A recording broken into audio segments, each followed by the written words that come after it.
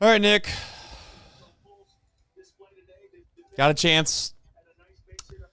Got a chance to really cap off what was just an all-American day for myself here. I got to be honest. This is like an all-time one of the all-time American days that I've lived.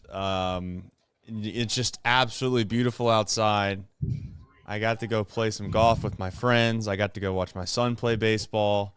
I swung by McDonald's on the way home because I needed something to eat real fast, and the fries were just perfect. I mean, they were perfect. No free ads, of course.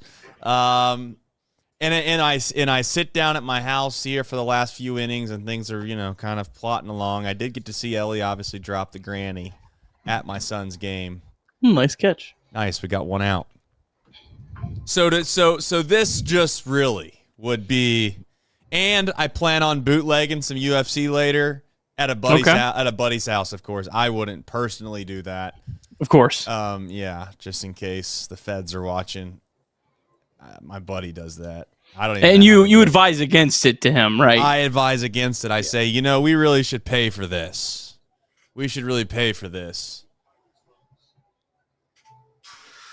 So, hey, and Bryson sinks like a 60-foot putt on the last hole of the Saturday moving day at Augusta. 2-shot lead for Rory. Just epic drama for tomorrow.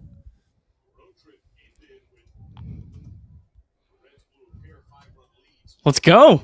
I mean, we got to find a way to win this game. That's all. It's all on Pagan's shoulders. All on Pagan.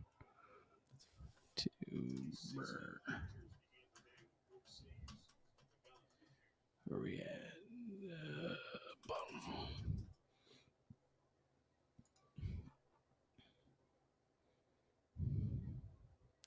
All right, come on. Did he make that play? I can hear it. Yeah. I can hear it. I can hear it on your TV. You're like a fraction ahead of me, and it's fine. You can leave it that way. Good play by Marte right there. All right. Man. Pretty good over there at third base. Marte. I tell you what, man. Give me a couple more hits. Let's let it ride. Let's let it ride. I mean, I'm all for the young kids. I mean, I just am. It's the one thing that kind of like gives me some solace, as I kind of joke from time to time. I don't exactly understand what they're doing, but yeah, like I'm with you on that. I mean, hey, he looked okay today. Let's just try to do it again. See how many times we can do it in a row. All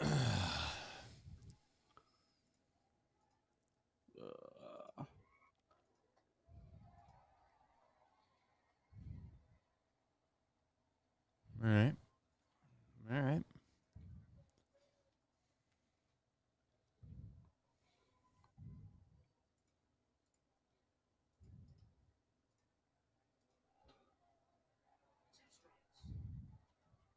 Nice.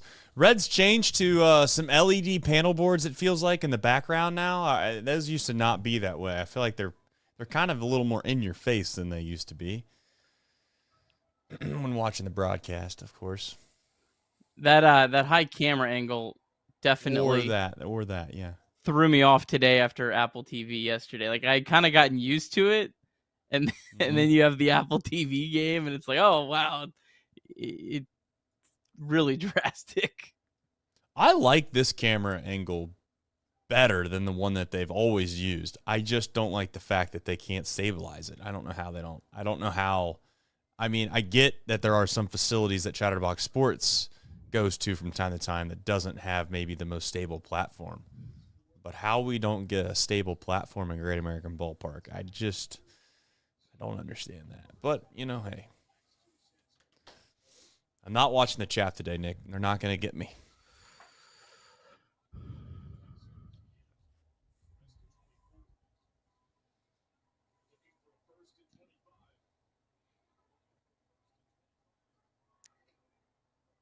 Elly looks like a Baskin Robbins.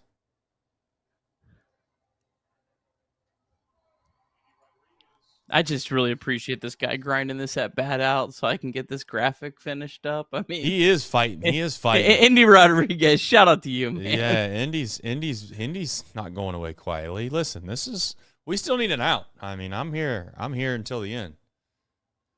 We need an out. Oh.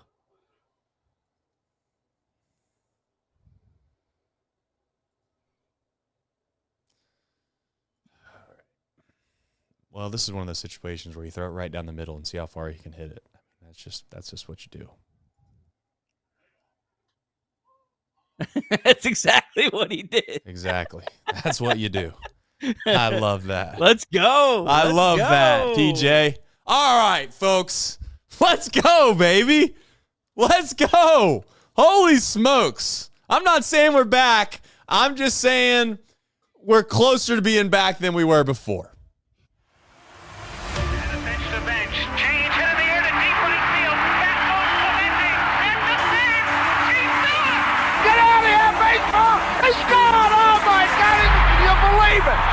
Johnny Bench has tied it up. The Cincinnati Reds win the World Series in 4 straight. It was a sweep. In the dirt, it's a wild pitch. Here comes Fowler. The Reds win the pennant. Larkins won the game.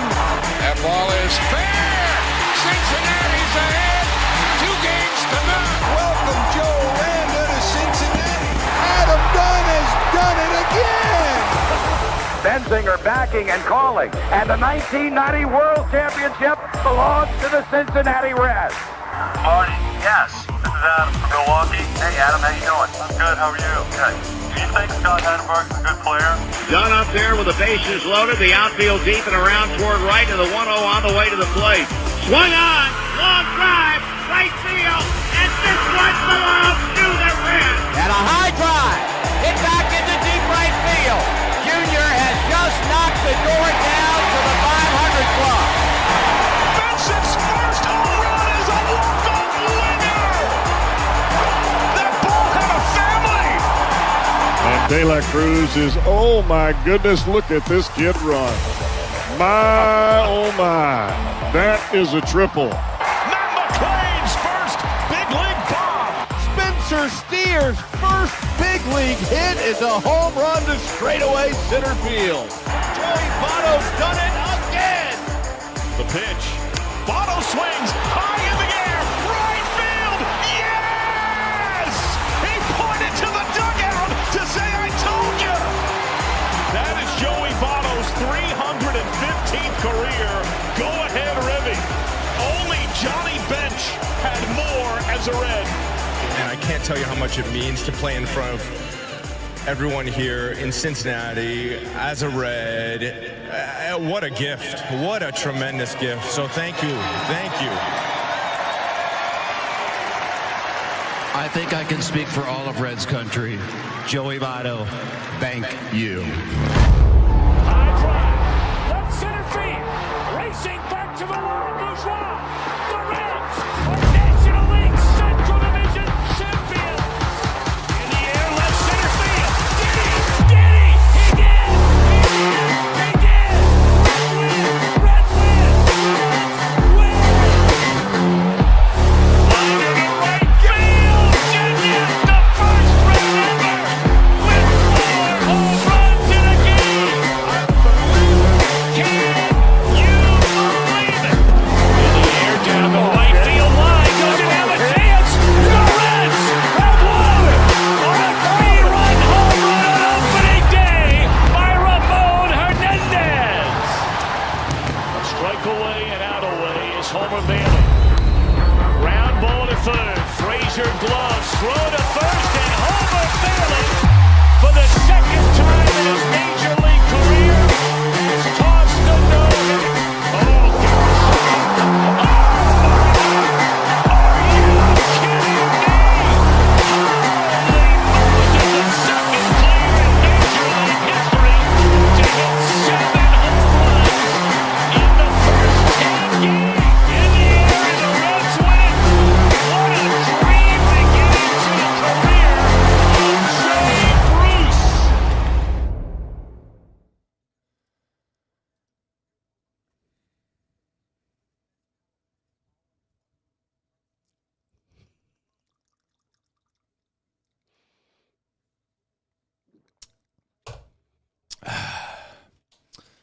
It's been a while. I just want to say that if they do win tomorrow,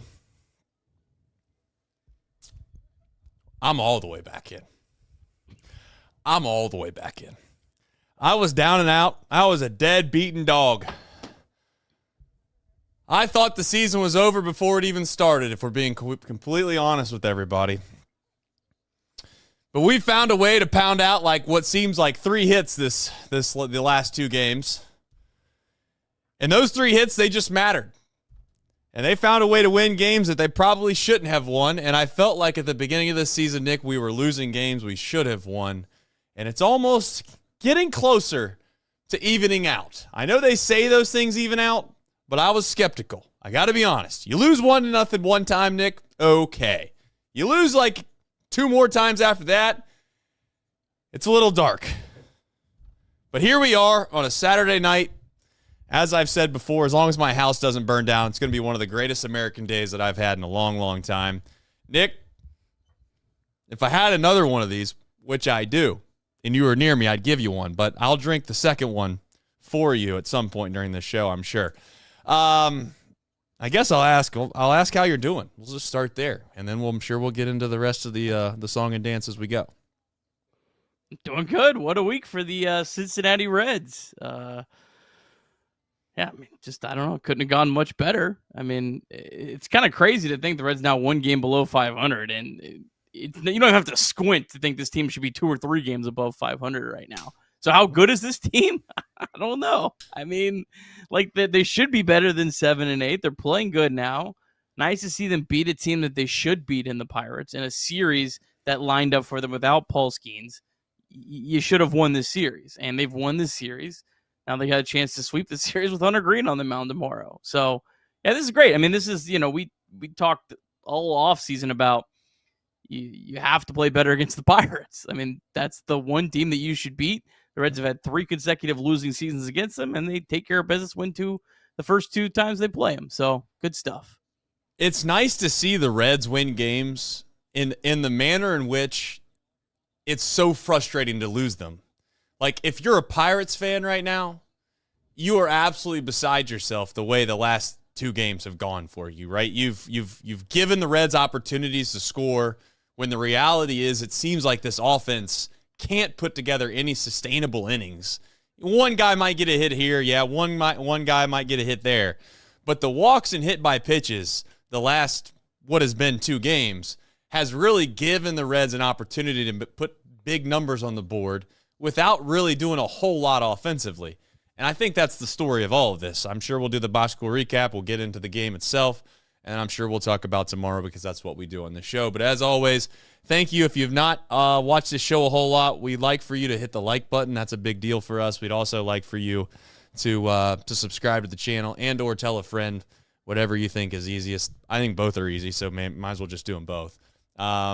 Nick, box score recap. Let's jump into that, and then we'll obviously have a discussion about the game in and of itself. All right, Reds taking on the Pittsburgh Pirates, game 2 of 3 in Cincinnati. Andrew Abbott making his 2025 debut against the lefty Andrew Heaney, who entered with a 1.50 ERA. The Reds' first 7 batters of the game were retired by Heaney, but Santiago Espinal had a hustle double with 1 out in the 3rd for the Reds' first base runner. Then with 2 outs, Heaney hit Friedl and Dunn back-to-back to load the bases for Elly De La Cruz. On his bobblehead night, Elly worked the count full and then crushed an 89-mile-per-hour fastball into the left field seats for a grand slam, 4-0 Reds. Andrew Abbott retired 12 of the first 14 batters that he faced. Abbott gave up a leadoff home run to Alexander Canario in the 5th, but that would be the only damage of the day in his return. Abbott's final line, 5 innings, 2 hits, 1 run, 2 walks, 5 strikeouts. Ian Jabot threw a scoreless 6th with 2 strikeouts. Scott Barlow did give the Pirates a run in the top of the 7th to make it 4-2, but Santillan got him out of the inning. The Reds got that run back in the bottom of the 7th after Noelvi Marte had a leadoff single and would end up coming around to score. That made it 5-2 Reds. Tony Santillan pitched a perfect 8th, retiring all 4 batters that he faced in the game. Then Emilio Pagan got the job done once again with a perfect 9th. Reds now 7-8. Reds have won 4 of 5. All right, folks. This is the deepest drive of the deepest drives of the deepest drives that you could possibly have on his own bobblehead night. Elly decided he was going to drop from the right side, mind you. From the right side. A 107 off the bat, 388-foot bomb that was a grand slam. That would give the Reds a 4-0 lead. And I don't know if we keep track of stuff like this, but if we do, let me tell you, a plus 31% odds of winning a baseball game on one swing is crazy talk. And that's just what Elly did. DSC, they are a leader, as always. They're a leader in renewable commodities for biofuel production, specializing in used cooking oil collection, aggregation, and sales. Visit www.deepsouthcommodities.com for more information. And thank you to John and his team. Listen, it is crazy how small the margins in baseball are at times. And I know that professional sports as a whole, it's usually razor thin between winning and losing or maybe having a great night and having a tough night. Elly obviously was quite literally one swing and a miss away right there from stranding the bases loaded. You again feel like you left an opportunity out there. The Reds would have probably gone on to be, to basically take a deficit at some point in the game. You feel like, again, this offense cannot find a way to get things going. It's one of the bigger swings that Elly's had in quite some time. And I'm not suggesting from the fact that quite literally the swing itself, just Elly has, if we want to kind of get into the weeds of this, Elly has struggled, if you want to call it that, at the clutch moment late in the game. Now I get it. This came in the third inning. But it just seems like Elly hasn't had, maybe to a certain extent, a ton of defining moments that maybe you would say that specifically exactly won the game. He won the game tonight. He won the game tonight, and he's our best player. I hope people realize that. I hope people start to appreciate what we have here. I get that. I get that he doesn't make the routine play sometimes. It's frustrating as hell. I completely understand. I get that he's going to strike out maybe more than we'd all like him to strike out. But he also is going to make incredible plays look easy, and he's going to make even phenomenal plays from time to time that, no one else in the league can make. Sliding down the left field line, snagging a ball there. I get that you might not be able to say what that means, Nick. But I just remind people, it's the first team that can get to 27 outs first and have more runs. So every out matters. So if you make a diving play down the left field line, yeah, you might forget the fact that, okay, the next guy could hit a home run, or that guy that got out could have hit a home run. I just think in some weird way, Nick, we take this guy for granted sometimes in this city already. And I don't, maybe I'm overstepping my bounds here. I'm just outwardly saying that this is a stark reminder sometimes that we have a legitimate superstar. Not saying he's a perfect player. I'm just saying the Reds have a legitimate superstar. Point blank. Yeah, just kind of taking you through that at bat for Elly De La Cruz against this is against a lefty that's been really good. I mean, just shut down the Yankees his last start. He had hit the previous two batters, so Elly's taking first pitch pretty much all the way. Throws one right down the pipe.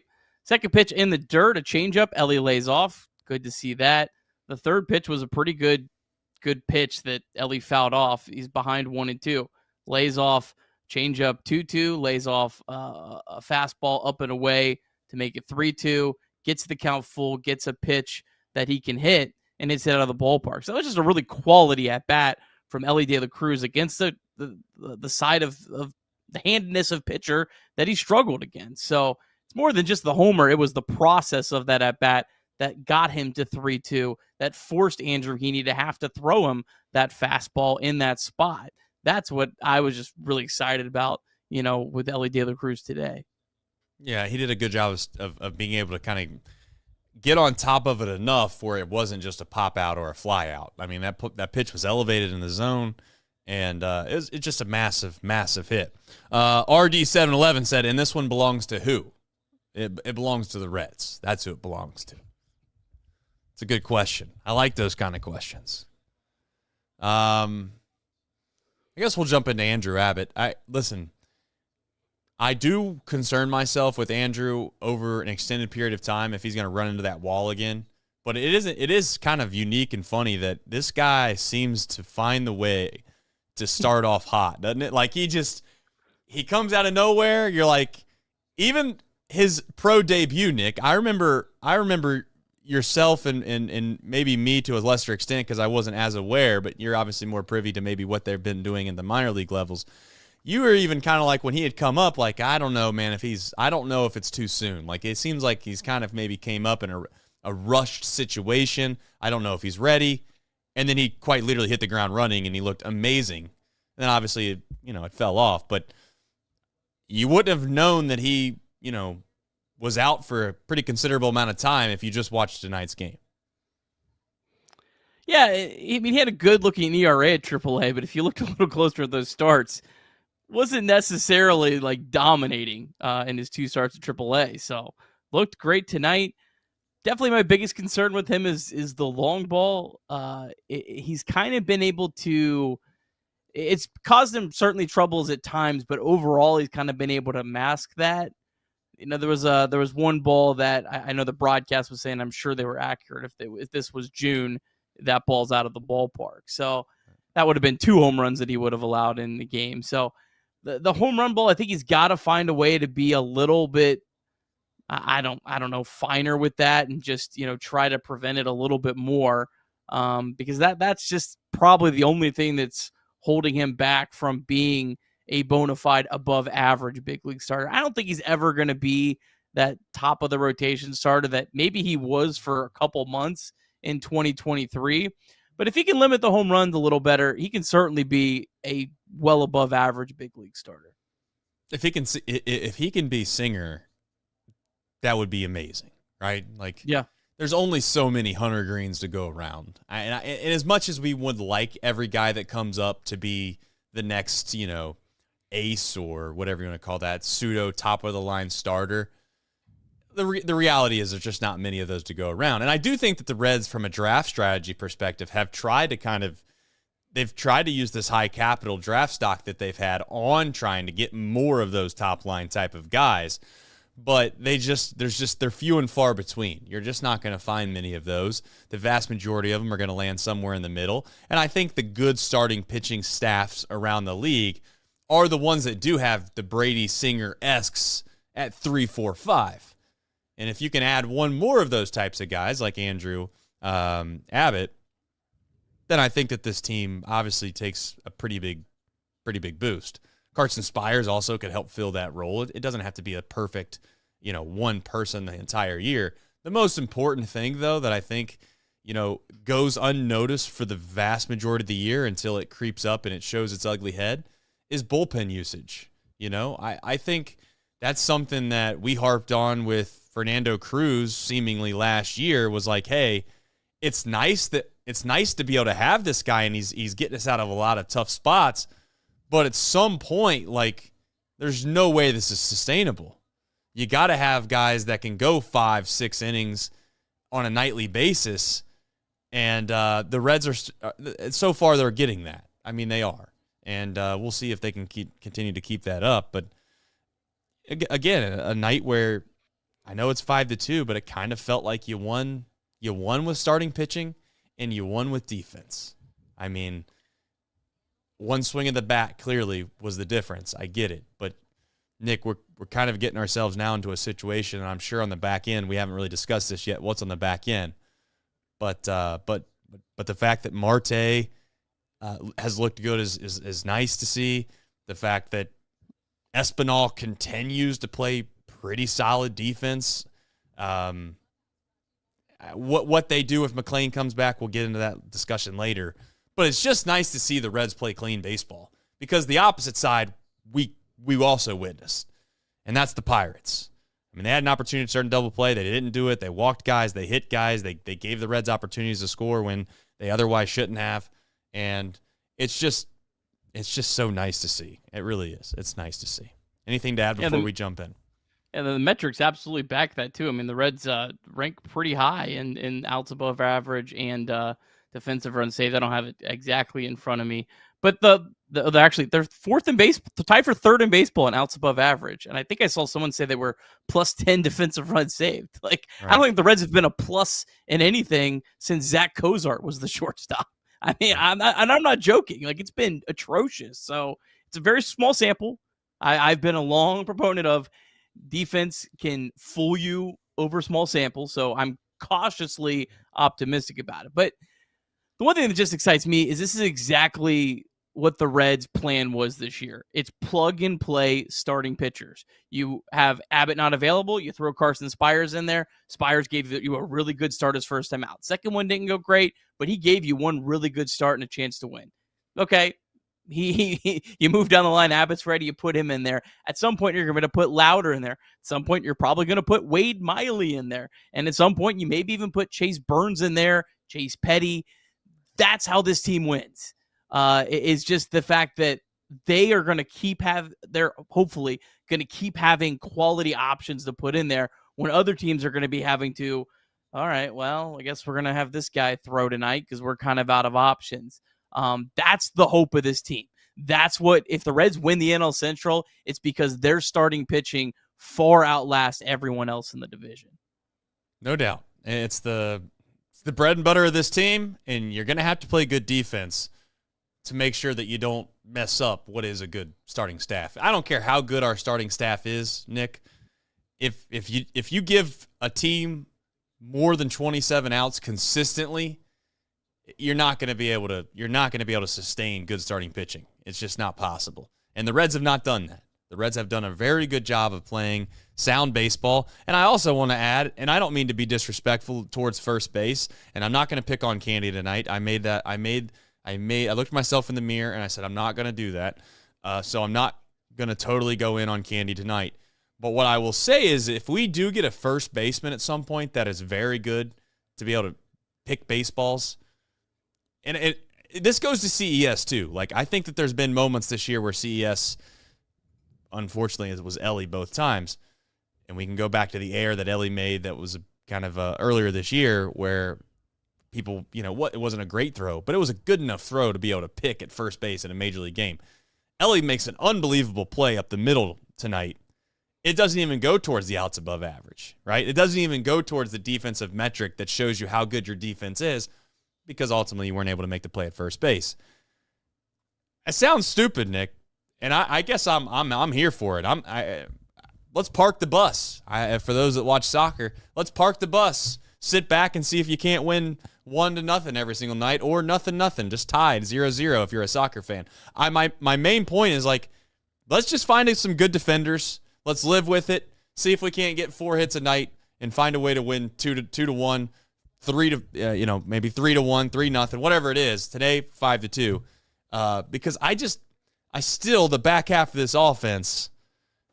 I hope it gets better. We'll find out, but it doesn't matter. Just find a way to win. I don't give a damn if it's ugly. All right, game time. If you're looking for tickets, maybe you're looking to go down to the ball yard. There was a lot of people that went down to the ball yard tonight. Little Elly De La Cruz bobblehead night. All of those people could have done what many of you also can do, and probably, maybe, frankly, should do, is download the Game Time app, because you never know when you might need it. You just have it on your phone. Just have it sitting there on your phone. You might not need it for weeks at a time, maybe a month at a time. But when you do, you can start scrolling the market for tickets on almost anything, but most notably the Reds. They're playing some better baseball. You might want to go down there and watch that. Use the code CBox, CBOX. You can get $20 off your first purchase. Terms do apply. Me and Nick, we've both used it numerous times. I remember Nick trying to use that bad boy down there at the old Mountain West College Basketball Championship. Boy, did he make a mistake there. West Coast Conference. Oh, it was the West Coast Conference. My apologies. But the West Coast Conference, he was trying to get tickets, and Game Time had a pretty good deal, and he's like, I guess I'm not going to go. Well, he wishes he had the opportunity to go back and get those Game Time tickets, and you might too. So download the Game Time app today. Use code CBox, CBOX. Get $20 off your first purchase. Terms do apply, but hey, just download the app. Download it, put it on your phone. 988, text and/or call day or night. On winning streaks like this, it might not seem as big of a deal, but I'm telling you, there's always obviously hurdles that life throws your way. If you're ever feeling like you're in a pinch or you need some help, things aren't feeling right, it's an anonymous hotline. You can text and/or call 988 anytime, mantherapy.org. It's okay to not be okay. All right. Nick, we've got an opportunity here to kind of get in maybe the weeds a little bit, or some things that perhaps, the average fan walking out of Great American Ballpark probably isn't going to discuss on the way home, but it might bring up the bullpen. I don't know. The bullpen's kind of like one of those things where you just don't talk about it more times than not if it goes the way in which you'd like it to go. Santillan, he came into a tough spot tonight, in my opinion, right? I don't think as a reliever coming into to kind of messy situations is as easy as people would like to make it out to be, right? You like to start off innings maybe with a fresh, clean slate, nobody on, nobody out. That's not what Santillan had. He came in, he was able to close it, and then I know it was a 3-run lead, but Pagan did a good job. You add in the fact that if again, I know ifs and buts for candy and nuts, we'd all have a jolly good time. What's the other one? If your aunt had balls, she'd be your uncle type thing, something like that. I don't think I've ever heard that one, but okay. No, there you go. So ifs and buts are kind of tough is what I'm getting at. But what I would say, where I was going with this whole thing was that Ian Jabot, if you take away opening day, I'm just saying, you take that away, and he probably would be getting praised right now in Cincinnati. But instead, he's going to be the GOAT for quite some time. You can't even say, hey, Ian Jabot's doing pretty good, because people are going to bring up opening day. But they've been solid. Ninth in Major League Baseball in ERA right now, 3.38. So, yeah, I mean, that certainly would have taken that on opening day. Santillan is maybe 1B to Ashcraft as the two most impressive guys. I like your point about Santillan kind of being able to I love that he can go get an out and then come back out for another inning. I feel like he's had a lot of these 1.1 inning pitched outings. So he's done well. Trace, I guess I'm curious to you. Me and Craig kind of talked about this, and I waffled around it. I didn't give a good opinion because I'm just not sure what my opinion is. Yeah, you Aaron Emilio Pagan keeps getting the job done. Alexis Diaz looked great yesterday for Louisville, looked bad today. What do you do? What do? I don't think this is not hard at all. You don't change a thing. Yeah, you don't change a thing. I don't think Alexis Diaz has any. There's zero chance I'm sticking him in there to be my closer. Now, crazier stuff's happened. I mean, not to try to go full circle moment here, but Ian Jabot being the opportunity to close it down on opening day makes me think that there's a chance that the Reds will do quite literally anything this year. Just saying. I'm not even trying to. You have roster management on there. Maybe some decisions like, you pinch run Jake Fraley and you let Espinal hit you let Espinal hit righty on righty, and then you pinch run Jake Fraley when Jake Fraley could have just hit for Espinal. There's things that don't make sense. I'm not here to question them. I'm not here to bring down the mood or the morale or any of that. So I'm just pumping the brakes on all these things that I'm just kind of like scratching my heads at times. But as far as Alexis Diaz coming in and just being penciled right in to be the closer or a high leverage guy, no.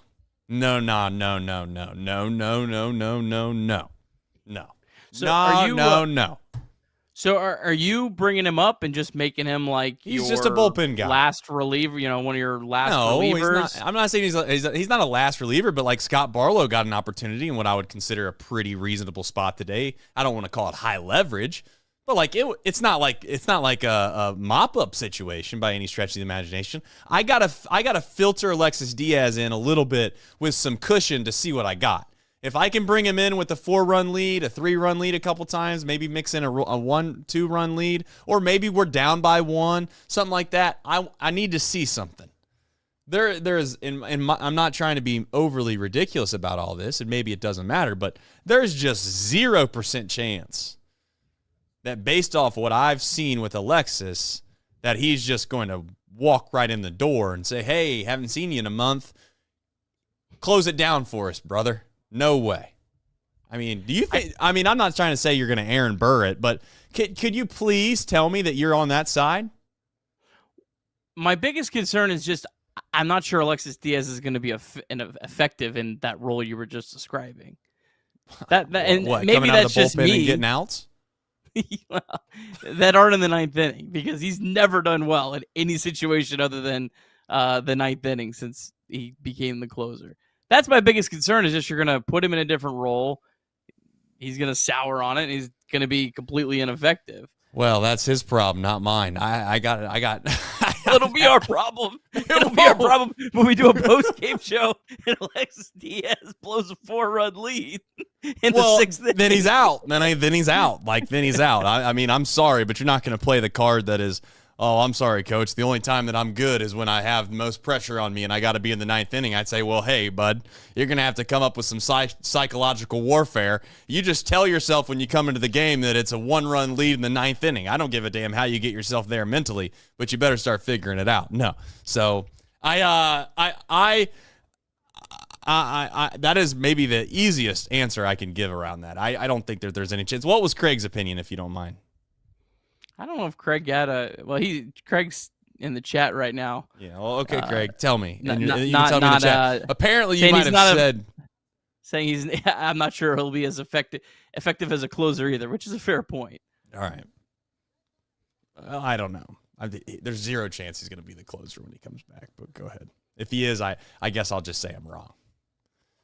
I don't think there's zero chance. I think it's like 25% chance they make him the closer. And, I mean, you can't take Emilio Pagan out of a role that he's done really pretty well in.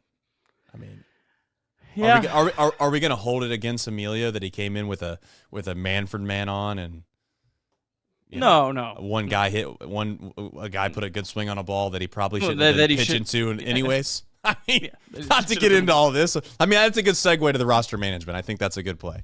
A good place to jump into. You put this on here. I'm assuming this has to just kind of basically more pregame stuff, not game today. No, I mean like does it fall around Will Benson and Marte and kind of what you do with these guys or what? Yeah, I'm just very confused what the plan was this week. You put Will Benson on the roster. He hit 6th ahead of Jake Fraley. Has one bad game and he gets sent down. Marte comes up, which I thought it was just for a couple days just because he was a body. Right. Doesn't play. He doesn't get sent down. Now he plays today. It's just very bizarre to me what they're doing. I don't really get it.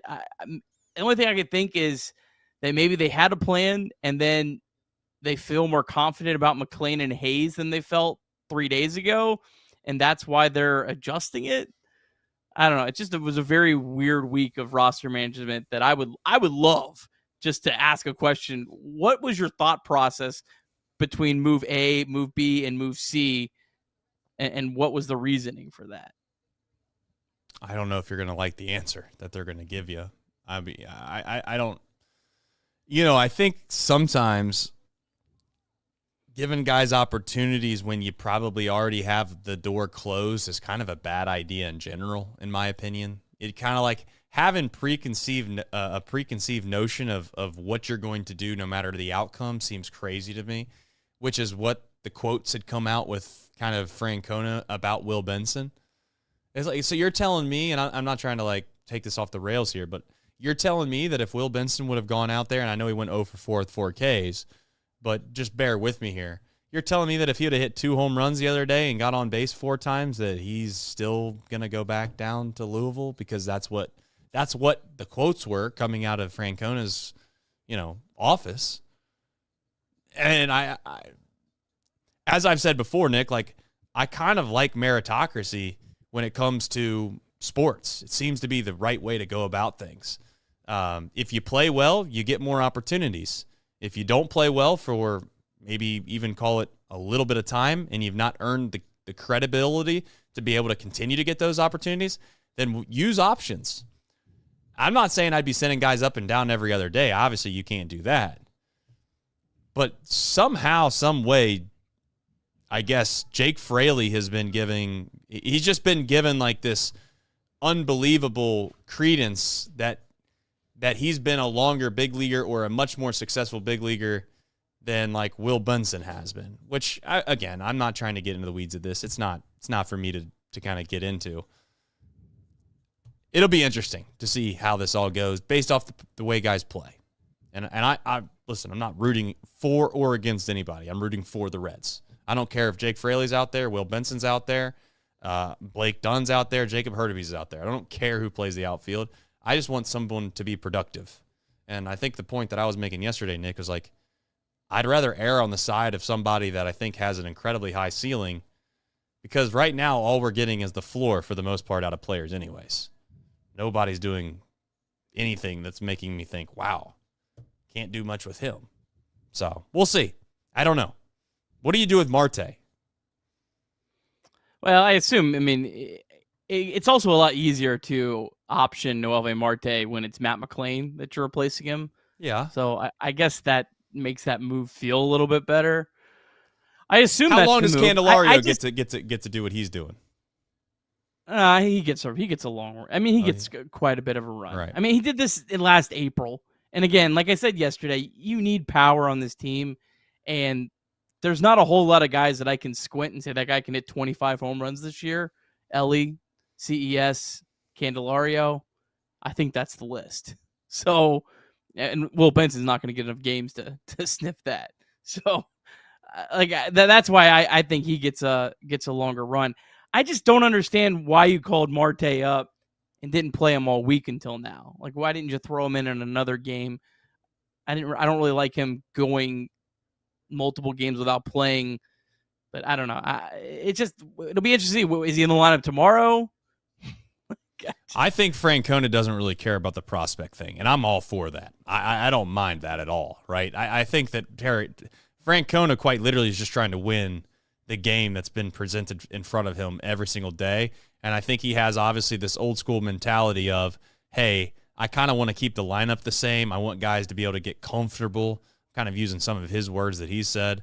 So he's not going to try to play maybe the platoon situation as much as he probably should based off the analytics that are provided. That's probably causing you and, guys like Bryce and Clay and, maybe even perhaps obviously Solly from time to time, just making your guys' head explode. I'm going to actually Aaron Burr this as well. I'm going to plead the fifth on all of it. I don't know where all of it goes. I will openly say there's decisions that are being made right now that don't make a whole lot of sense. But we're not in the locker room. So I kind of use that as my easy out. We're not in there. I don't know. Maybe there's a psychological thing that I don't know about as to why people are getting some situational opportunities and some aren't. Blake Dunn keeps finding a way to get on base. He's, whether it be by hit by pitch or walk, he's obviously not got a whole lot of hits. He's hit for power anytime he has hit. So his OPS probably I don't know what his OPS is right now off the top of my head, but his OPS is probably pretty decent if I had to guess. What do you do with him? Ultimately, I don't know. I love Espinal, but I only love Espinal if he's playing the infield. So that obviously puts you on an out and out here with Marte and Espinal.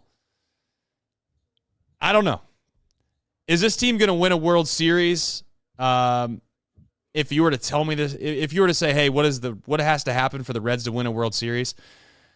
I'd honestly say that they're going to have to get some superstardom from some of the guys that look like, absolute trash, for lack of a better term, at times as a prospect. And Marte is probably one of them.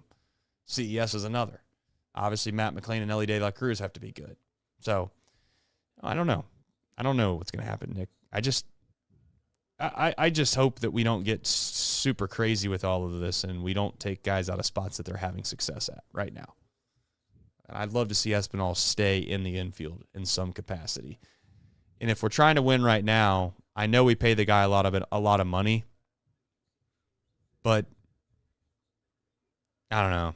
You're going to call me absolutely crazy, Nick, for saying this, but there are times where I think to myself, if we have to, we'll stick Santiago Espinal at third base and tell if we still love Marte at times, tell Marte to grab a first baseman mid or damn near DH at times. But that's not going to happen. They're going to stick him back in AAA is my guess.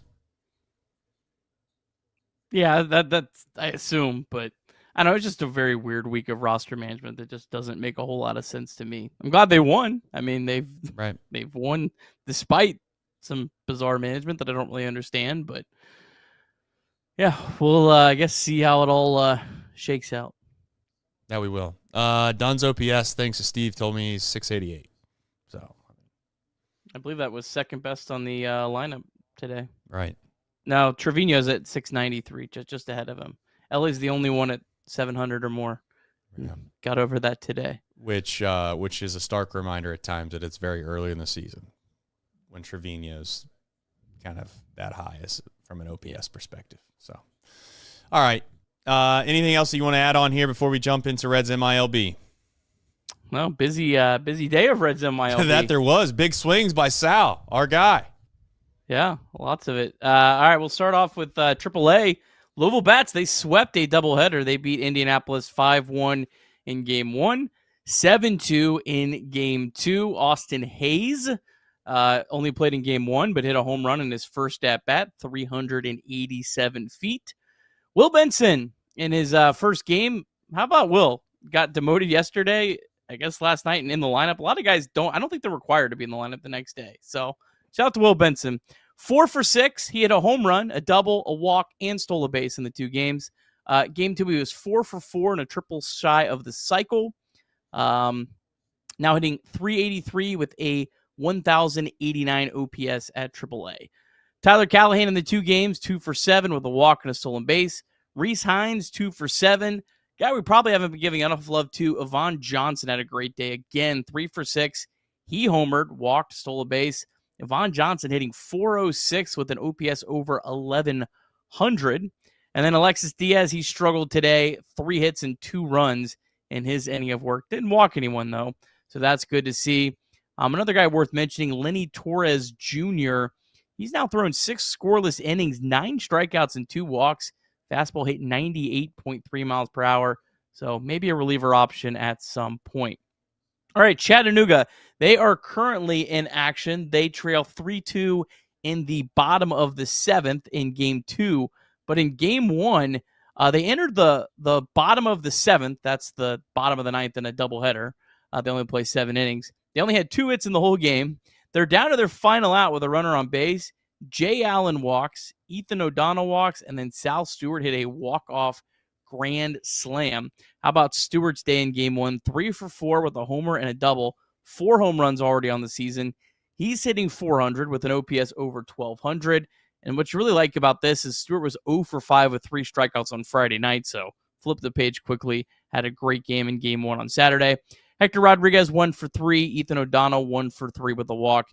Jay Allen walked twice. Down to Dayton, they won 6-0 over Fort Wayne. Not a lot of hits in this one. The Dragons only allowed 3 hits. They only got 4 hits of themselves.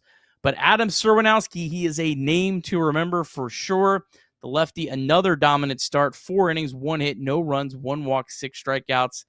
He's not allowed to run through his first 2 starts. No walks, 9 strikeouts in 7 innings. Adam Serwanowski, I think he's going to quickly rise up the Reds prospect rankings and hopefully quickly to the big leagues. Ricardo Cabrera walked twice. Carlos Jorge struggled early this year. He was on base twice. Yerlin Confidant on base and stole a bag as well.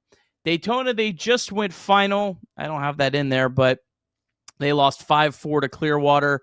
The Tortugas now 4-4 on the season. Alfredo Duno, though, a good day, 2 for 4. Sammy Stafora, 1 for 5. And that's your Reds MILB. That it is. If you have not already, please like the stream, subscribe to the channel, turn the notifications on. We go live in the 9th inning of every single game. Except for Sunday, of course. Yeah, thanks for reminding me. Except for Sunday. Sunday, we go 9 o'clock at night, you know? It's kind of like the timely tradition of what used to be. I don't watch 60 Minutes anymore, but there was a time in my life where I did watch 60 Minutes, just had kids and life got busy. But you can consider that kind of like a nightly tradition on Sundays. right before the week starts is getting a little Chatterbox Reds on the nightcap. So we'll be back, obviously, tomorrow, which means, a little who, what, when, where, and maybe why. All right, Reds going up against Carmen McGinsky, 31st overall pick for the Pirates in 2020. Came up in the organization as a starter, but you might remember he's been used exclusively as a reliever outside of a couple times as an opener the last couple years. Debuted in 2023. He's had a good career, 3.12 ERA, 3.50 FIP, and 95 and a third career innings. First start, gave up 4 runs against the Rays, but second start back on Monday, pretty good against the Cardinals. 5 innings, 1 run, 2 walks, 6 strikeouts. Relies mostly on 5 pitches, a 4-seamer, slider, sinker, sweeper, and change. Career against the Reds has been good. All in relief, 6 1/3, 1 run. Active Reds just 1 for 11. That 1 hit from Friedl, but no one has faced him, or no one has more than 2 at-bats against him. For the Reds, Hunter Green, last 2 starts, 15 2/3 innings, 1 run, 2 walks, 15 strikeouts. Hunter Green in his career 0-4 with a 3.00 ERA and 7 starts against Pittsburgh. It's tomorrow the day. Finally gets that first win. Active Pirates 12 for 61 against Green. That's a 197 average. O'Neal Cruz, who I don't think we'll see, has had the most success. He's got 2 homers, 4 for 14. Brian Reynolds 3 for 11 with a homer. Andrew McCutchen 2 for 12. And Jack Sawinski 0 for 8 with 6 strikeouts. Jack Sawinski. That's a name right there. All right, folks. Round of applause to all of you. You guys continue to show up night in, night out. I hope you enjoy your Saturday night in the United States of America. If you're not living in the United States, we very much appreciate your loyalty to watching this show, even outside the States. Got a couple of those. We also have these weird traditions that exist for what ungod-known reason, we don't know. But you know what? We do it because it seems like that's the right thing to do. So here goes Nick. With the right thing to do. That's a strong. I think it's the right thing to do. I mean, I don't know about you, Nick, but I try to be a man of the people. I try to be a man of the people. Does my body right now want to go try to dunk a basketball? Probably not. But my soul tells me that I should. Also tells me that there's times in life where you need to know that it's time to hit the outro. We'll be back here, hopefully better than ever tomorrow. In the meantime, I'm going to go try to dunk a basketball.